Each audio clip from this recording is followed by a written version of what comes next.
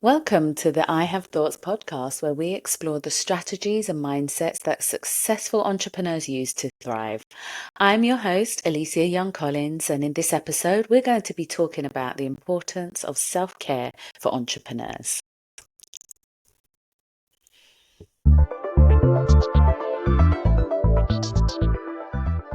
I come to you today to speak about that subject because I have a week off. Substitute teaching. I'm able to lie in a bit longer, and it's only been 2 days, but the difference of being more productive, calmer, operating from a place of peace and control and clarity. Ooh, taking that self-care. I went to the gym yesterday. It's been a while. So I'm really excited to talk about this subject because this is something that I've been battling with consistently, and also having consistent self-care regimens to help me on my journey as an entrepreneur. So, welcome to the I Have Thoughts. And I do have thoughts. So, as an entrepreneur, right, it's easy to get caught up in the hustle and the bustle, the grind. And someone like me who's a multi hyphenate entrepreneur as well. Um, there's so many things that I do. I'm a social media strategist, I'm a graphic designer, I'm a life coach, and I'm also a substitute teacher. But that's professionally, right? But I'm also a wife. I'm a daughter. I'm a sister. I'm a friend. I'm a woman, multi hyphenate in her nature. So you're constantly working, constantly fulfilling all these roles, right? So you're trying to keep up with demand and putting out fires. But if you don't take care of yourself, you're eventually going to burn out. You'll burn out quickly. Burnout is real and it's also repetitive. I've been on the verge. I have burnt out a couple of times. And I got to a point where I was like, I'm really fed up of burning out. Like, I'm fed up of that feeling. Like, it's not me. I'm someone who's very proactive and productive, but I don't want to have to keep going through these, being on the cusp, being on the edge. This is not the edge I want to live on. Do you know what I mean? So self-care is essential for entrepreneurs, especially if you're a female entrepreneur, for a number of reasons. So firstly, self-care helps you to stay healthy and energized. You have so much to do and so much you want to achieve. And that's an amazing thing. There's nothing wrong with being busy. But rest and self-care will enable you to focus better and make sound decisions when it comes to your business. You're also less likely to get sick, and it means you're avoiding taking time off from what you really love to do. Okay, so firstly, it helps you to stay healthy and energized. Secondly, self-care. It helps you to manage stress. Now, you're not going to get rid of stress, all right? That's just the nature of the job. It's the nature of entrepreneurship. Stress is actually a natural quality, a natural reaction for survival that we've been created with. Okay, stress can actually help you to stay alive, but it's the amount of stress and when we let go of stress that's important. So, entrepreneurship, being a business owner, is a stressful endeavor. If you don't have the healthy coping mechanisms, you're going to end up feeling overwhelmed, okay, and anxious. So, self care can help you to feel relaxed, to de stress, so you can come back and you're feeling refreshed and motivated, okay?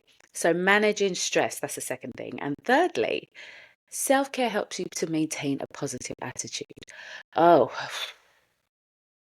let me be honest with you, yeah. I actually miss a 9 to 5 at points. Because you just have clear boundaries, right? You just cut off, you could walk away, and that's it. But when you're an entrepreneur, sometimes you're so caught up in something because you're doing something you love that you can actually do too much.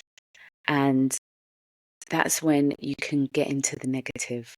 You can get into the negative routine, self-comparison, imposter syndrome. But when you're taking care of yourself, you're feeling more in control, you're feeling good, and you're feeling positive about yourself and the work that you're doing. You're not comparing yourself. You're not having this imposter syndrome. You're actually saying, no, I'm actually doing it. This is what I wanted to do. This is what I'm made to do. This is my purpose. This is my ikigai. Right? So self-care enables you to maintain a positive attitude. And the more positive you are, the more you attract your clients and your customers, and it will make you more resilient when you have those challenges that you really are going to come up with. Let's be honest, okay?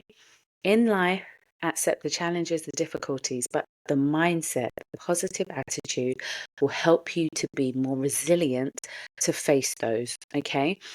Now, it's also helping you to be balanced in that. I am a cup half full person, but if I have those moments where I don't feel half full, I'm not trying to force it. It's okay. Accept your emotions. It's okay to have both, but I just don't get stuck in that moment, okay? So, how are you going to show up for yourself? Define what self-care looks like to you. I hate the gym. I hate running, but I love swimming. I love dance. I'm actually beginning to like strength workouts with weights, but I hate the treadmill. So not everyone's a yoga head. Not everyone's going to be on their mat with their Lululemon outfits on that's cute. No, it doesn't always look like that. And not every day do you enjoy journaling. Not everyone wants to write every morning, you know? So you might need to take short walks or more of them throughout the day. You might need to have a cutoff point for when you're scrolling on the internet or on social media. Have your boundaries in place. That's a form of self-care. The other day I was on TikTok just looking at reels that make me laugh. And let me tell you, I was in tears. I was in absolute tears. I had a laughing fit, but it just released so much tension and it encouraged so much positivity that for me, that's a moment of self-care. Looking for those moments of laughter. So define what self-care looks like to you, okay? And build your habit once you've defined it. Consistency, yes. Thy name is not Alicia Young Collins. Okay, because it's been a while since I've been here with my podcast. So, yeah, build the habit. It will take consistency. So, be intentional about how you are going to set your self care routine. You have the day, have the time you're going to spend. Even if it's 15 minutes at the gym, it might take you 20 minutes to get there. But be consistent, build the momentum. Don't dive into a 45-minute and you're bored stiff on the treadmill. At least you've done something. Start with something small. That's what I'm endeavoring to do. And sometimes when I stop, when I haven't been at the gym for a while, 15 minutes is all I'm going to do. And I keep to it. I keep to that. I don't try and do more. I said to myself, 15 minutes, boom. Check. So also one thing I do use in my phone, I have a well-being setting, and that setting has enabled me to cut off from doom scrolling, just scrolling constantly, using it. So at a certain point of the day, my phone goes black and white and other apps are not able to use or they're muted. So like Instagram, Facebook, you know, even as a social media strategist and manager, I need time out. I need time away from it. You always need time offline. We were an offline society for so long. And all of a sudden we're just online all the time, but our bodies are trying to yell at us, stop. So perhaps your phone has a well-being setting that you can put it in. I have a bedtime mode between a certain time. And even in the morning, I don't get started on my phone until 7:30 in the morning. A Pomodoro timer. Oh, this has saved my life. Pomodoro timers. So I set it for 25 minutes. There's one online. I just go to the website and it does it for me. 25 minutes of consistent focused work, and then it stops and it's a 5-minute or 15-minute break. Then back to 25 minutes to either complete that task or start a new one. So these ensure that your breaks are scheduled and they are regular. Self-care. So building your habit. Okay. As a life coach and a mindfulness coach, I'm trained in mindfulness exercises and breathing. And checking in with our bodies and physical health is essential to being a productive entrepreneur. So even if the day is busy, if you're in a shop or if you're at home working or in an office, just taking that time out to check in with how you're physically feeling. So make sure, ladies, we're scheduling those medical appointments, okay? Get the mammogram, the pap smear, get your general checkups done. Do not miss them. You're the business, so ensure you protect your most important asset, and that is you, okay? Breathing techniques are amazing at self-regulating, and it's something I use for my coaching clients and even my elementary school students. Calming our bodies and opening our minds to grace and validation, it can ease our bodies and minds. One exercise that I did with a class of special educational needs students was putting on some mindful music. They have a favorite with this weird lizard, and I've forgotten how to pronounce it. Is it axolotl? Axolotl?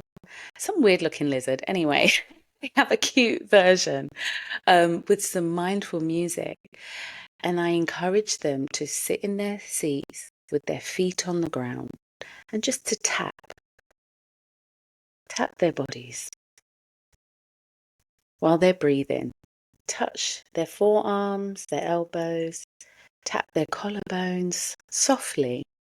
Tap their neck, their temples, the top of their heads, the base of their neck, just to tap it, to encourage them to reconnect with their bodies. Take a moment out of the hyperactivity and to calm their nervous system and reconnect, to recalibrate.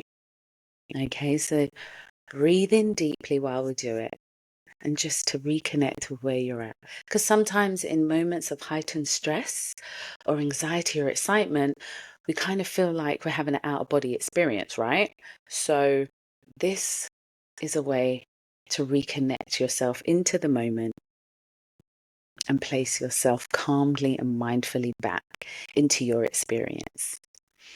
So if you're an entrepreneur, make sure you're taking care of yourself. Eat healthy, get enough sleep, exercise regularly. You know, we've all heard it before and it works. So, you know, if it ain't broke, don't fix it, right?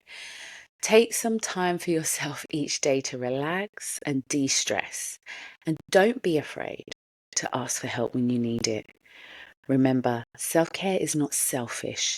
It's essential for your success as an entrepreneur. Take care, lovelies.